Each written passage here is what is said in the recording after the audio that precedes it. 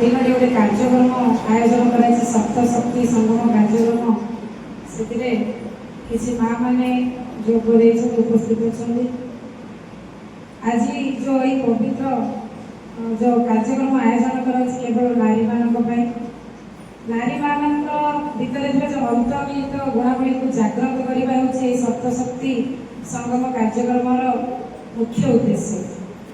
ନାରୀମାନଙ୍କ ମଧ୍ୟରେ ଯେଉଁ 7ଟି ଶକ୍ତି ଲୁକାୟିତ ଭାବେ ଅଛି, ଜାଣିପାରୁନାହାନ୍ତି କିନ୍ତୁ ଅଛି, ସେଗୁଡ଼ିକୁ ଉଜ୍ଜୀବିତ କରିବାକୁ ପଡ଼ିବ। ଯେମିତି ଆମର ଗୁରୁମା କହିଲେ କି ବାକ୍ ଶକ୍ତି, ଶ୍ରୁତି, ଧୈର୍ଯ୍ୟ, ଦୟା, କ୍ଷମା, ଏଭଳି ଯେଉଁ 7ଟି ଶକ୍ତିକୁ ଉଜ୍ଜୀବିତ କରିବାକୁ ପଡ଼ିବ। ଆଗରୁ ମଧ୍ୟ ନାରୀମାନେ କେବେ ଅବଳା ଦୁର୍ବଳ ନଥିଲେ, ତଥାପି ପୁରୁଷ ପ୍ରାଧାନ୍ୟ ସମାଜରେ କିଛି ଅଂଶରେ ନାରୀମାନଙ୍କର ଲୋପ ପାଇଯାଉଛି। କହିବାର ଶକ୍ତି, ବାକ୍ ଶକ୍ତି, ଏସବୁ ଇଚ୍ଛା ଥିଲେ ବି ନିଜ ମତକୁ ପ୍ରକାଶ କରିପାରୁନାହାନ୍ତି। ଆଉ ନାରୀମାନେ ହେଉଛନ୍ତି ଘରର ମାନେ ଘର ଗୋଟେ ପରିବାର ହଉ, ସମାଜ ହଉ, ରାଷ୍ଟ୍ର କିପରି ଆଗକୁ ବଢ଼ିବ, ମଙ୍ଗଳ ହେଇପାରିବ, ସେସବୁ ବିଷୟରେ ନାରୀମାନଙ୍କର ଭୂମିକା ଗୁରୁତ୍ୱପୂର୍ଣ୍ଣ। ଛୁଆଠାରୁ ଆରମ୍ଭ କରି ପୁରା ପରିବାର, ସମାଜ ସବୁ କ୍ଷେତ୍ରରେ ନାରୀମାନେ ପ୍ରେରଣା ଦେଇପାରିବେ। ସବୁ ଭଲ କାମ କରି ପରିବାର, ରାଷ୍ଟ୍ରର ମଙ୍ଗଳ ହେଇପାରିବ।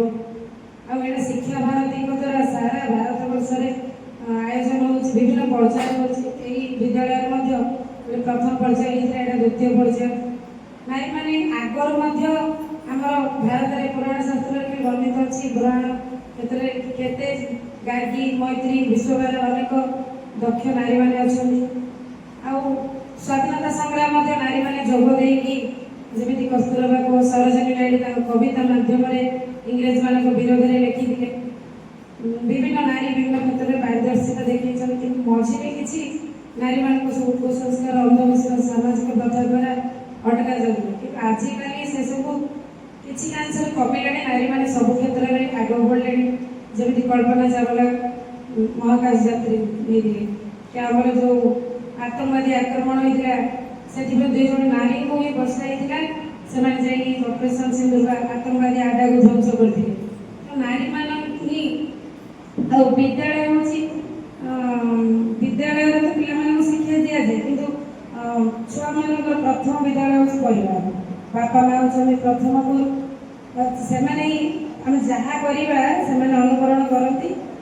ତ ଆମେ ଭଲ କାମ କରିବା, ଦୟା, କ୍ଷମା, ଏ ସବୁ ଗୁଣ ଯଦି ଆମେ ରଖିବା ଆମ ଭିତରେ, ପିଲାମାନେ ମଧ୍ୟ ଶିଖିବେ। ଆଉ ଆମ ପରିବାର ମଧ୍ୟ ଶିଖିବେ। ଆଉ ନୈତିକ କର୍ତ୍ତବ୍ୟ ଆମର ମଧ୍ୟ ରହିଛି କି ଆମେ ଖାଲି ଭଲ ରହିବା, ଆମ ପରିବାର ବୋଲି ଏମିତି ଭାବିବା ଉଚିତ ନୁହେଁ। ସମସ୍ତଙ୍କର ମଙ୍ଗଳ ପାଇଁ ଚେଷ୍ଟା କରିବା। ନାରୀ ତ ସେ ଦେବୀ ମା, ସମସ୍ତଙ୍କର ମା।